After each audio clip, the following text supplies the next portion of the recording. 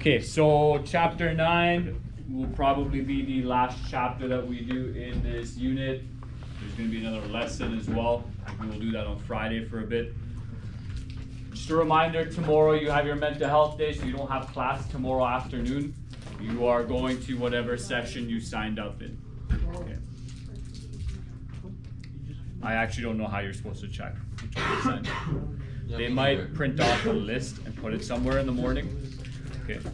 You go to your Block C class, you will go with your Block C teacher to the gym. Okay, there's a speaker there presenting, and then from there you go. What's up? What if you have a spare? When? Block C. Yeah. Well, you're still supposed to sign up. I don't think you're signed up. You were gone the last 2 days. Maybe just go to the office and get signed up. Let them know you were sick. Or you were sick. Wherever you were. Okay. Chapter 9 is about imposing liberalism. Does anyone here know what the word imposing means? You boys, one of you two. To make you do that shit, boy. To make you do something. Exactly. Impose. Actually surprised you know that. That's good. Okay. So we're going to look at a couple of different examples. Obviously, your textbook, your curriculum, the first example it's going to look at is the way Europeans impose their beliefs on indigenous peoples. The reason why I say their beliefs is because, liberalism started around the 1800s and whatnot. European people showed up into North America around 1492. Okay, so there's a couple hundred years where things were pretty terrible, and I wouldn't necessarily blame that on liberalism, but people have a tendency to put their beliefs onto other people's, especially in terms of conflict and warfare. If you just show up somewhere, you take over the place, you're going to make those people do what you believe is right, or do what you think is necessary to organize and coordinate those people. So we can just skip this slide. Okay. But at some point, the Canadian government was signing treaties, as well as the British monarchy signed treaties with indigenous peoples. So this could be viewed as the British people and Canadian government imposing their system of belief onto indigenous peoples. And particularly when there is a language barrier where you can't quite tell what the other person is saying, what they're trying to get across. Maybe there's a difference in belief system as well. So many people will say that indigenous people have this belief that no one can own land, and therefore the treaties don't make sense. And it's not clear to me if that belief, that perspective is historic or just modern. How long ago was that? Because many indigenous groups did have their own territories, they did have their own regions and places that they frequented. So maybe they didn't necessarily think they owned those, but they certainly had some degree of care over those spaces.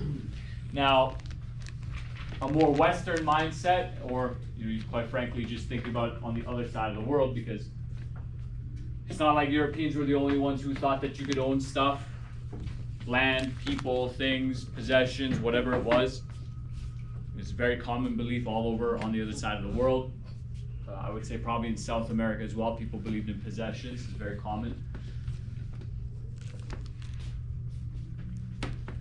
But when Europeans come to North America and they make indigenous people sign treaties, signing off their land, maybe there's some miscommunication and a misunderstanding of what they mean there. That pretty much covers this slide. Still filling in some notes? Yeah.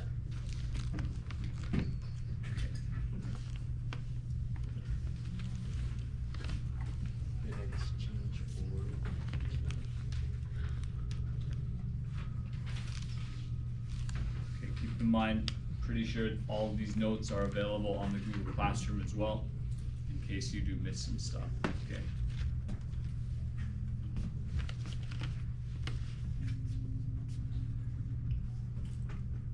Okay, I'm going to move on.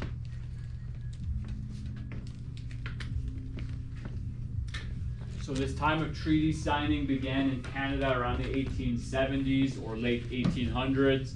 Now, for those of you who are paying attention, grade 10 and 11, we don't really look at this in grade 12 much, but the Industrial Revolution in Europe started happening around the 1800s. So they had already progressed quite a bit in terms of technology. If you just look at a map of the world, Europe is connected to Asia and kind of through that process, Africa as well. So this is a very large mass of land that's interconnected. There's a wide variety of groups of people. So not only were they technologically advanced, they were also militarily advanced. They had a lot of weapons as well. There's a lot of interaction between different groups of people. Anyways, seeing that progress, seeing people, potentially having more to eat, something to do, having a job, all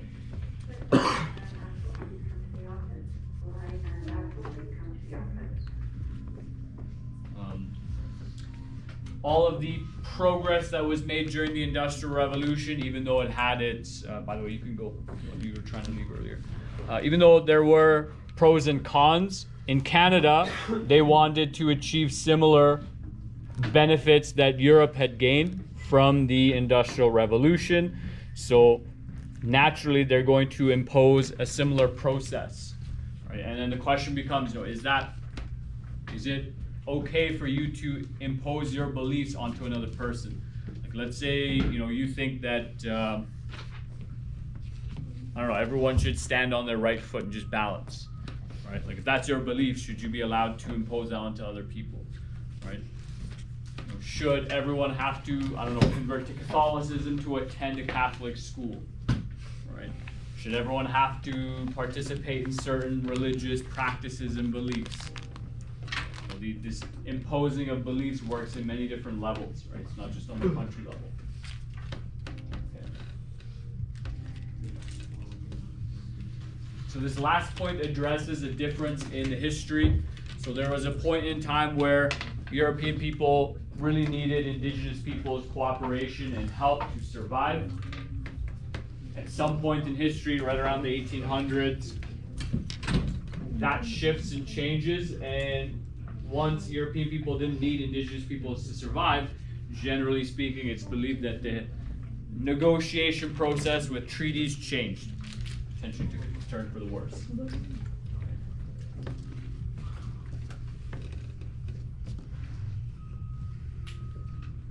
I'm just going to skip over this slide. So again, looking at this idea of taking your ideological system, your belief system, your values, and imposing it on other people, you have this term assimilation. Hopefully you've heard that word before. In grade 12, you should have heard it in grade 10 and 11 as well, potentially grade 8. Careful with those scissors, please. You don't want an accident. So the Canadian government attempted to assimilate or make indigenous groups and peoples more like they were. They wanted less of their traditional culture and traditional way of life and more of this more modern, let's say, or European way of life. Okay, and the way they did that, particularly legally, was through the Indian Act and the various treaties that were signed through the Indian Act. And a lot of these happened very rapidly, right? This wasn't necessarily a slow change. It might have been a very dramatic shift of life. I know your kids are in grade 12 right now, but the turning point from when you were in junior high to high school, before you came to Christ the King, might have been quite dramatic. There's a big change. All of a sudden, you go from having 6 classes a day to 4 classes, and maybe you have a locker combination. You have a locker. Your classrooms are new. Your teachers are all new. Things are just going on, and it's a big change in a short amount of time. You really got to adapt quickly. Okay, I would assume many indigenous peoples experienced a similar thing, particularly when treaties were signed. But by the late 1800s, many European people had already been in Canada for some 100 years. Right? There could have been a few generations of people who lived there.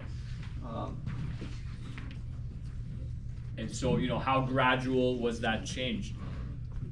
The only reason I bring up the importance of change being gradual is that the longer that change takes place over time, the easier it is to adapt. But they didn't exactly have that choice. The Indian Act of 1876, the government used that to control the behavior to an extent, but control much of the cultural expression of indigenous peoples. Again, maybe that was likely due to a different belief system. Right? European people at that time may not have valued the way that indigenous peoples express their spirituality, their relationship with God, their connection with the environment, their outlook on life. Okay. And through that misunderstanding, likely wanted the indigenous people to be more like them. You might ask yourself, you might be thinking, well, why didn't the European people decide to be more like indigenous people? And I don't have an answer to that question, Part of it is just that, well, the European powers were a bit stronger, they had more influence, they had more military power, and, they were on the winning side. And so, naturally, the weaker, losing side is going to become part of the winning side. And that's not very unique to European society. That happened all over the world with all sorts of cultures. When the Mongolians invaded a place, they killed as many people as they could and then just overtook that area. The Ottoman Empire, which is the Islamic Empire, did the same thing. The Greeks and Romans would do more or less the same thing. It's a very common process. And if you study South American and African history, it's very likely the same.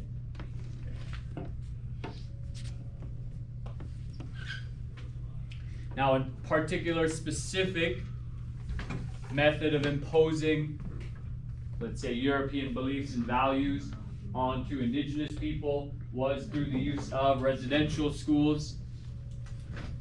And so, from what we learned from Nazi Germany and Communist Russia, this process is very old. It's probably a few thousand years old. Right? Even many movies talk about this, where a warlord will make some sort of deal with another king and say that, hey, you're going to send us, 5,000 young men, young boys every year, and we're going to integrate them into our army. If you get them, when they're 5 or 6 years old, they'll be loyal to your army, not to wherever they came from. They'll eventually forget their childhood, families, and whatnot. Right, so this process is very old. It's nothing unique or new, and it's very common that you grab the youngest, you grab that population by their youngest, you implement, you teach them your own belief system, you make them more like you, and then by the time they're in their older age, well, I guess in the case of many indigenous peoples, they probably felt like outcasts. They weren't quite indigenous because they didn't have their language or customs, but they weren't European because they didn't look European. Right? And, maybe they had issues with their status as well.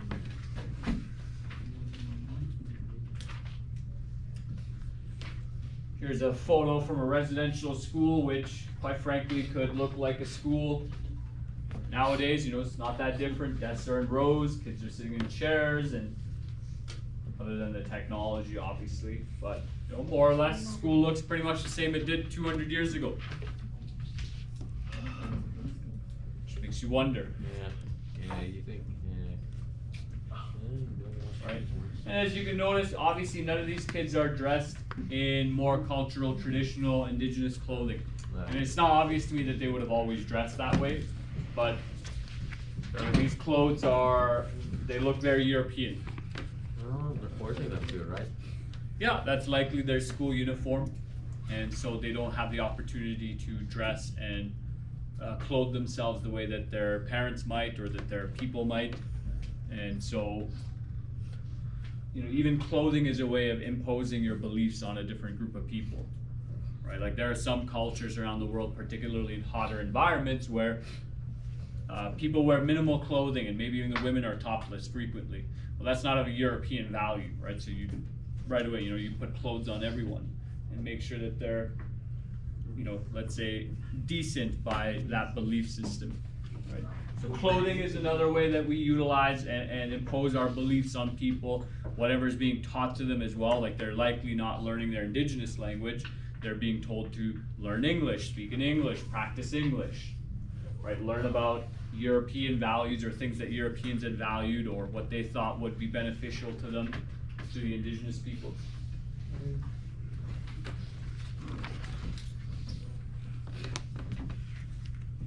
So, there's going to be a variety of views on the treaties signed between indigenous peoples. And again, one thing I'll always emphasize is it's not clear to me how old some of these beliefs are. So some people, like nowadays, it's pretty common modern belief that, well, indigenous people didn't know what they were doing when they signed the treaties. That's not obvious to me whether or not that's a belief that existed, shortly after the treaties were signed, or if that's something more modern. Right? The only reason I bring that up is that that belief changes the entire narrative of, how this country came to be. Right? And certainly, if right after the treaties were signed, many indigenous people acknowledge that, hey, like that's not what we agreed to. We thought we agreed to this. Well, too bad, so sad, you signed the papers. Then yeah, the whole narrative of Canada is very different then. But if that's a more modern belief, for a variety of reasons, these are things that you need to weigh out and think through, particularly when you look at narratives and history and how that plays a role in how people should behave today. Right? Again, that still circles back to how people impose their beliefs onto one another.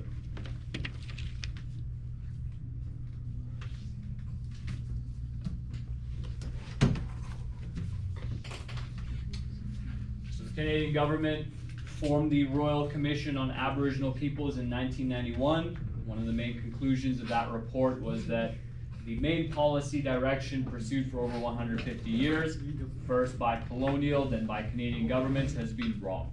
Okay. So again, what was the direction of that government system? To change indigenous peoples and make them more like Europeans, to assimilate them,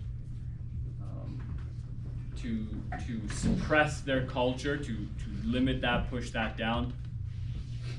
And again, these ideas are always competing no differently than, two hockey teams would compete, right? And those ideas are competing within you as well, right? If you're particularly aware of what your values are, what your beliefs are, and what you think is important.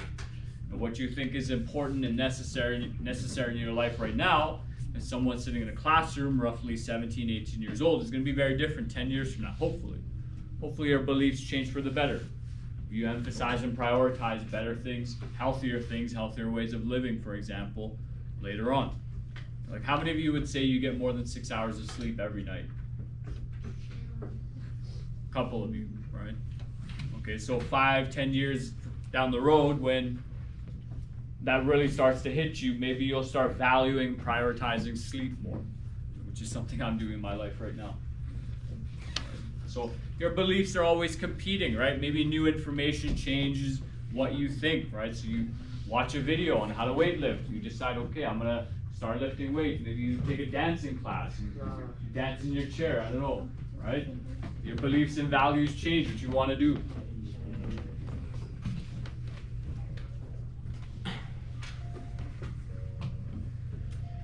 Anyways, the Royal Commission recommended the creation of legislation, so laws, that recognize the sovereignty of sovereignty of Aboriginal people. Sovereignty is their capacity to make their own decisions for themselves, okay, which is something that many Indigenous groups have been fighting for a long time. In fact, the Royal Proclamation signed by the British King and kind of laid out by the British King, from my understanding, gave many Indigenous groups the right to govern themselves, make their own decisions.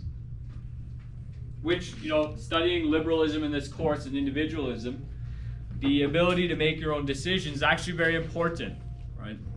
Like whether it's making your own personal decisions of what color is in your hair, what type of hat you want to wear, glasses, what you want to choose your timetable schedule as, what options you want to take.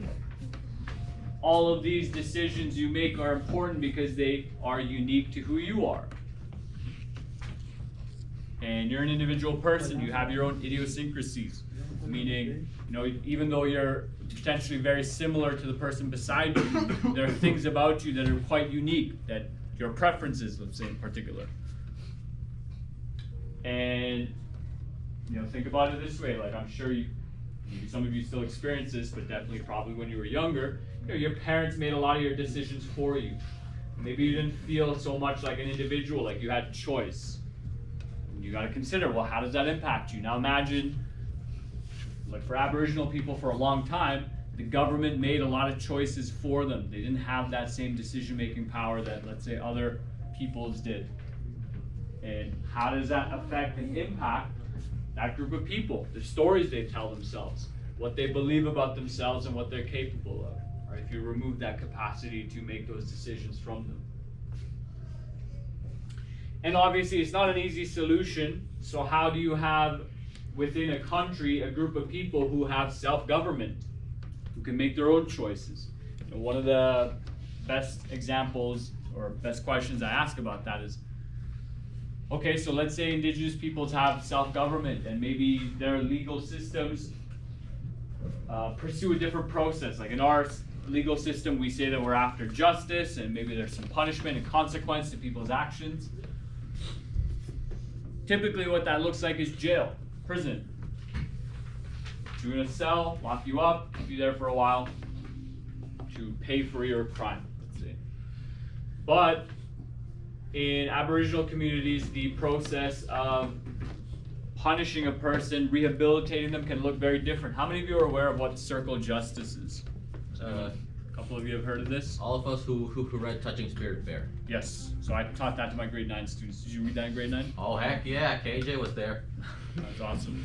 Okay, so Touching Spirit Bear is all about this process called circle healing, circle justice. And what that emphasizes is that you're not just an individual, you're an individual, you're part of a community. And if you commit a crime against the community, well, the community should come together to figure out how do we rehabilitate you. You know, something's wrong. You know, let's say you vandalize something. Well, why would you harm the community in that way? What can be done? How do we have a holistic, full circle implementation of justice and rehabilitation? Now, let's say if these two systems existed, you know, let's say, you know, you and an Indigenous person got into a violent encounter, someone dies. You know, maybe one person, the punishment is to go to prison, but the other person, the punishment is not to go to prison. It's to figure out some form of healing. Maybe like obviously in the book, Touching Spirit Bear, they banish this guy. They put him on an island. He lives in isolation. He gets mauled by a bear, which is kind of funny considering what he did. So how do you reconcile those two different beliefs? Like imagine if that was your sibling that was murdered and the person who murdered them wasn't going to jail. Like how would you feel? Like is forgiveness really what you want? So, you know, these solutions, what's that? Vindication. Vindication maybe, right? Like these solutions aren't easy, obviously. But how do you address the different ideological belief systems? You know, people want to do different things.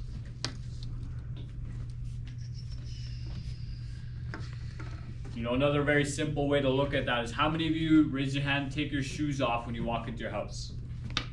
All of us Asians. Most. Okay. So, you know, for those of you who take your shoes off when you come into your house, you know, what happens if someone walks into your house with dirty shoes and they just walk right in? Like, what do you do? Yeah, you beat them down? I could see you and your brother just jumping on someone and beating them. Right? Like, that's a very simple thing to examine. Like, it's a small belief, but if somebody walked into your house, walked into your bedroom with dirty shoes and left mud all over the floor and the carpet, how would you feel? Right? These are two different belief systems of what should be done. Okay, so promoting liberalism in the world. This looks at a little bit more modern examples. So the textbook identifies two primary reasons. One is national interest, the other one is humanitarianism. So national interest could look like, hey, we want that group of people over there to be free and have a democratic government and pursue free market economic systems. The reason for that is because, well, they have a lot of valuable resources, stuff that we want and need and can use. They have a whole bunch of people there who could join the labor force, and maybe we could use that for cheaper labor, or, you know, by providing them jobs, they lift them out of poverty. Okay, so maybe it's in our national interest. Maybe it's in my interest to help out my colleagues so that, you know, everyone's better at the school, right? Like, very similar process. Humanitarianism. Okay, so maybe you look over across the pond and see, hey, in that country over there, women get treated like second-class citizens or slaves. The children are taken advantage of and put to work and are mistreated. And you know, the government is a dictatorship, so people aren't allowed to vote. Okay, so there's no liberalism there. You know, maybe out of humanitarian reasons, you impose liberalism on that group of people because you want them to be well off, right? Particularly, let's say they're suffering. Their average lifespan is very low, their quality of life index is low, and there's not enough economic opportunities. Ideally, we want to fix that problem. Okay, we're going to look at a couple different examples here of how the West, let's say in particular, imposed liberalism.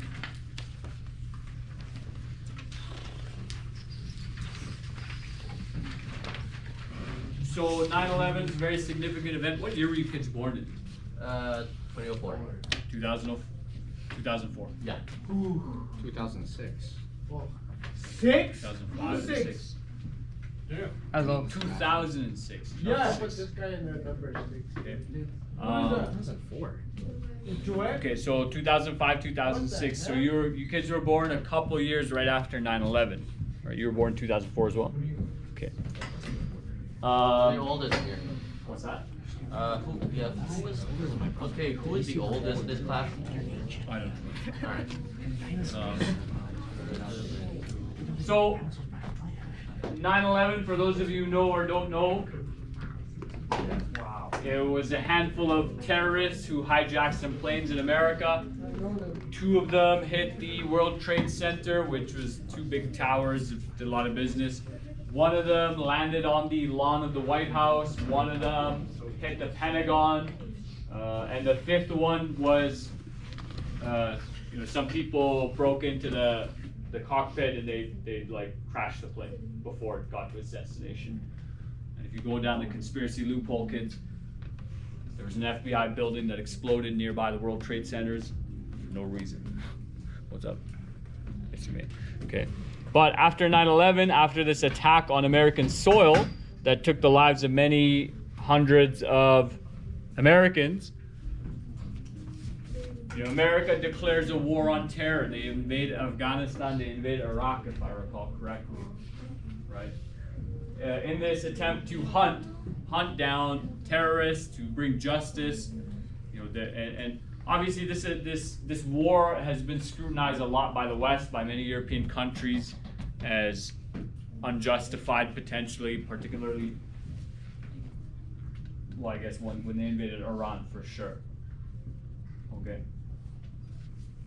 Anyways, in that invasion, in that war on terror, America decided that it wanted to impose a democratic government within these countries to instill some degree of democracy, maybe a little bit of capitalism, maybe a little bit of free market economics, human rights as well would be great. You know, if we could achieve that.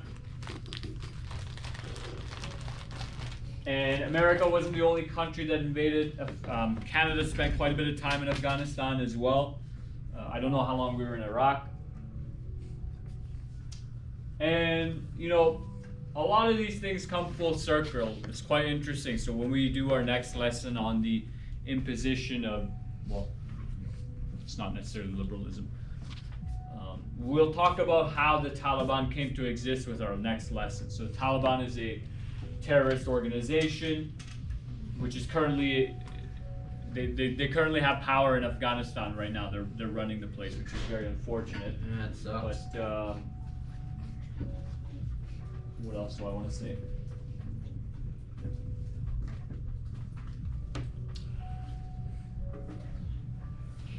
I think I've said enough on these.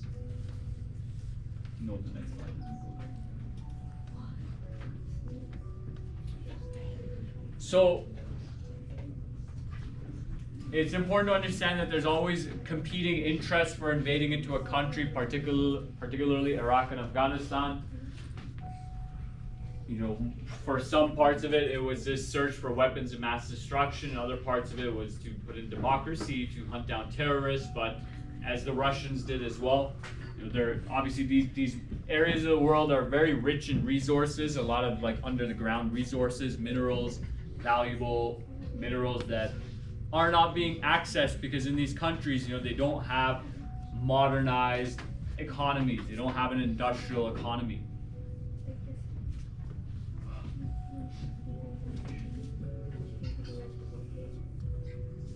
Additionally, there's this whole process of of Turkey attempting to join the European Union, but before they do, just hit the button there. Mom can wait. Oh, she's calling. Yeah, mother duck can Hang up on her, man. Get him in trouble. Yeah, that was your mom. Can I call it? Sure. Increasing values. Okay. What's up? Yeah, so you might recognize some of these things as values of individualism and liberalism. So the European Union imposed these values on Turkey. They said, okay, you want to be a part of us? Well, you need a democratic government, right? People need to be able to vote on who's in power and in charge. Rule of law, you can't treat some people differently than others in the court system. Human rights, there's a variety of human rights violations likely going on, or at least that the West or European Union believe, right? Again, these are different value systems, ideological systems, and so what one person thinks is wrong, another person might not think is wrong. Right? You also have embracing a free market economy, so not having too many restrictions on the economy by the government, opening up their economic doors to the entire world.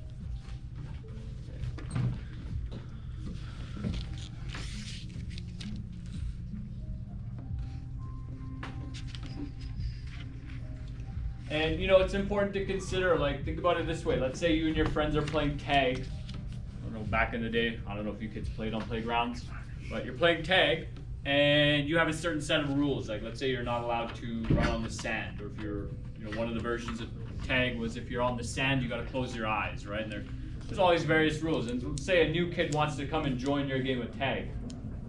It makes sense that you say, hey, if you wanna play our game, you have to follow our rules. If you're not following our rules, then you can't play with us.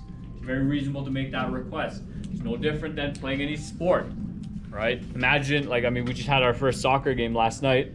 For those of you who know soccer, you know that you're not allowed to pick the ball up with your hands. But what would happen if somebody on the other team just picked the ball up and started running with it and just rolled it into the net? You're playing with a completely different set of rules. Right? Go play rugby. That's your thing. Okay. So it makes sense to some extent that, hey, before we allow you to play our game, you need to play by our rules. I don't necessarily think that that's wrong, right? And, you can inquire with yourselves. If you're playing a game with someone and they're breaking the rules, does that make you want to play the game with them? Usually no. And when you see someone else breaking the rules, maybe then you think, oh, well, I'll break the rules as well. They're cheating, I'll cheat too. This is one. The next one. Go on.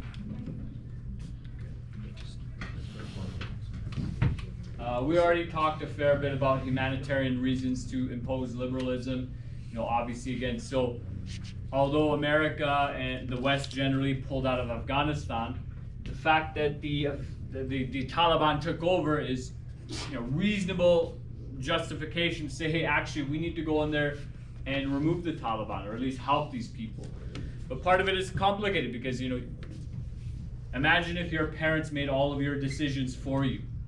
How would you feel? They sign you up to your high school, they pick your courses for you, they tell you which college or university you need to go to. When you come home, they say, no, you're not allowed to do what you do when you go home and play video games and eat food all day. In fact, you have to study between these hours, you go exercise between these hours. And if people just make all these decisions for you, is it really your life? Not really. How would that make you feel? And so part of it is that you need to make your own mistakes as well. Right? You need to figure some things out for yourself. You need to go down and walk your own path. Please take your feet off the desk. Okay? And that's necessary for the growth of an individual. Well, countries grow no differently than individuals. A nation has to figure out what is right and wrong on its own terms as well. You can't just have other people tell you that. I think we got a slide or two left. Oh, that's it. Excellent. Okay, thank you. Wrap that up.